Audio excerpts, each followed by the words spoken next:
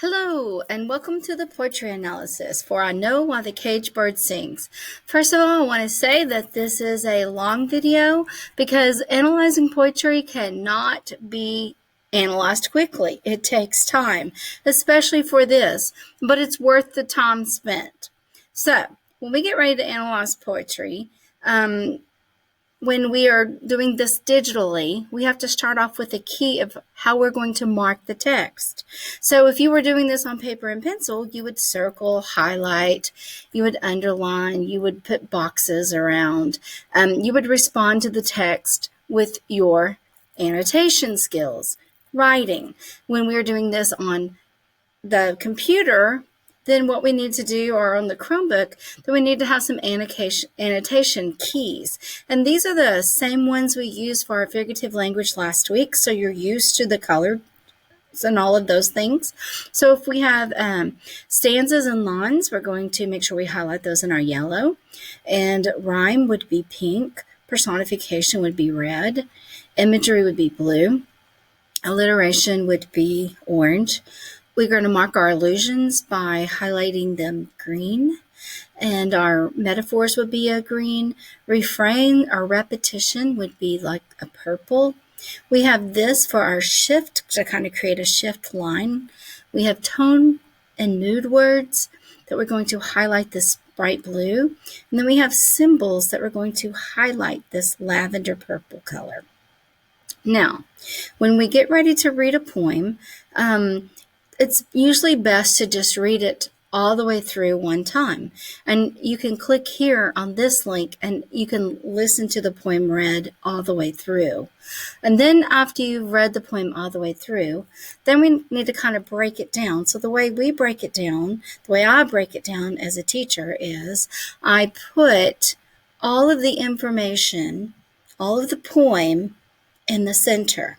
So this would be the 6 stanzas of the poem. And then I have questions to answer after you analyze the poem.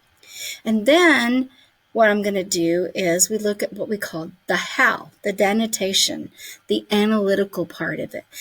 This is where you identify all the techniques and the strategies, the figurative language, and all the other devices that were used. We call this our left brain, our logic side. And on this side, it's pretty simple. The literary elements, the figurative language we've been learning, like rhyme, personification, tone words, imagery, those will all be put on the left. And most people's left side should look the same, kind of like in math, everybody comes up with the same answer. Well, it's kind of like the same for poetry.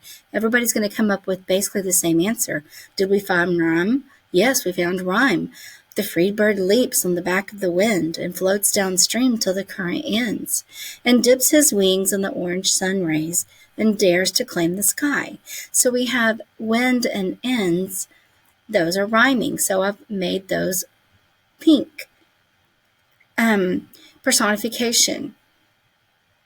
On the back of the wind. Well, the wind does not have a back, so that means it's personification, so therefore it gets changed to red. And then we have tone words like leaps and floats and dips. The author chose these verbs to be very specific tone words. So the tone word leap creates a mood or a feeling for this free bird.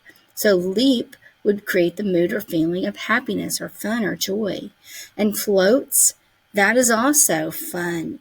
If you're floating in a pool or at the ocean, if you're floating on a river, then that means that you have all day. There are no worries. You're relaxed and calm.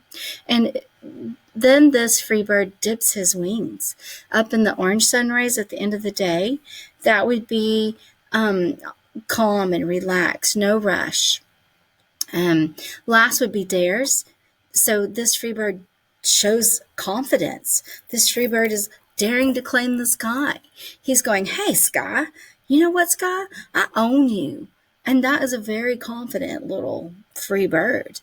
And we have the imagery that's going on. The wings are clipped. The wings in the orange sun rays. That gives us very specific imagery of the bird at the end of the day in the sunset.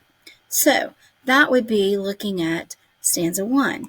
Now, the right side would be the meaning, the connotation. We interpret the way we just did. This is what we call the beyond the literal meaning. Now, we kind of use our right brain, our feelings and our emotions to interpret, why did the author choose these words? Why did the author use personification? Why did the author create these specific imageries? What mood were they creating with their words? And then we see some images of, think about the bird flying and all of those. And then, so we see about the bird floating and dipping his wings and so forth and so on. Then we have stanza 2. Stanza 2 starts off, but a bird that stalks on his narrow cage can seldom see through his bars of rage. His wings are clipped and his feet are tied. So he opens his throat to sing. And in this one, we have, first of all, we have this word that is a contrast word. The word but shows us that we have a contrast. That means there's a change. In the world of poetry and writing, we call this a shift because the mood and the tone is shifting. We're no longer talking about this free bird leaping. We're talking about a bird that stalks. Stalk creates the mood of walking with anger or upset down his narrow cage. So this cage is a symbol of this bird, what he's going through. And then it's a symbol for any of us that we're feeling trapped in this narrow cage. This could be a symbol for inequalities or lack of freedom, or maybe an addiction, a school or parents or poverty, abuse, rules, laws. There's all these possibilities of things that could narrow a narrow cage that limits and limits our life and can seldom see. So we have seldom see, so stalk, seldom see. This is orange for our alliteration. Through his bars of rage. Well, bars can't have rage.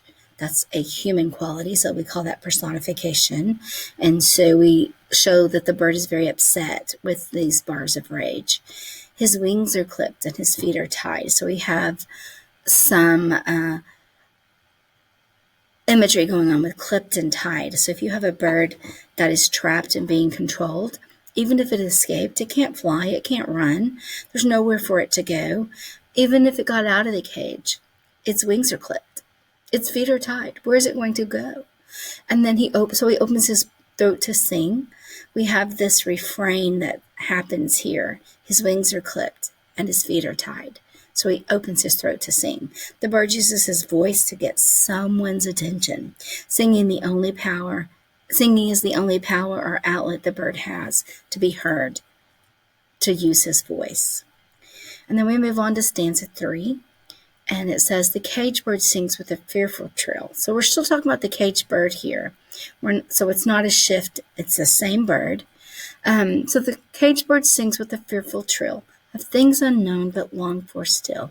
And his tune is heard on the distant hill. For the caged bird sings of freedom. And so we have our rhyme with trill, still, and hill. I'm going to go ahead and add hill here. And then we have our tone words, fearful, unknown, but longed for. And that's talking about the cage bird being frightened. But let's go back up to the fearful trill. The trill is literally like a scream. It's a quavering, vibrating sound. So this bird is afraid of things unknown but longed for still. The bird knows that life should and could be better. And he does the only thing he can do. His tune is heard on the distant hill. For the cage bird sings of freedom. And the cage bird is asking for this freedom. And this allusion to the distant hill would be, an allusion is designed to call something to mind without mentioning it directly. And our allusion in this stanza would be alluding to the bird is singing to Capitol Hill in Washington, D.C. The bird is wanting laws to protect his freedoms so that he is not being trapped in this cage. He is not being held captive against his will. So that would be how we analyzed stanzas 1, 2, and 3. And I want you to analyze stanzas 4, 5, and 6, which means you are reading the stanzas. I have put the literary elements, the figurative language that you're looking for. So you'll identify. So for rhyme, you would literally come over here and say, the free bird thinks of another breeze. The trade winds soft to the sighing trees. So I would go up here and I would turn it pink.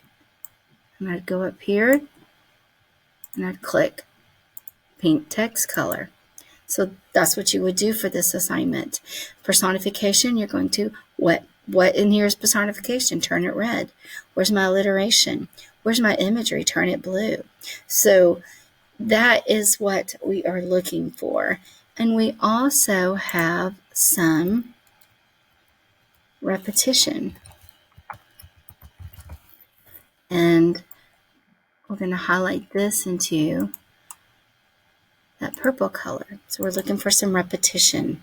So that's what you're doing, going through, marking these, finish it on your own, and then you will read these questions and answer them. And once you are finished, you will turn it in. And I'm grading on your attempts, your ability to find these examples, and your ability to describe basically what it means. And I know this is your first analysis for me, so I'm just checking that you're going through the process and that you are finding most of what's here.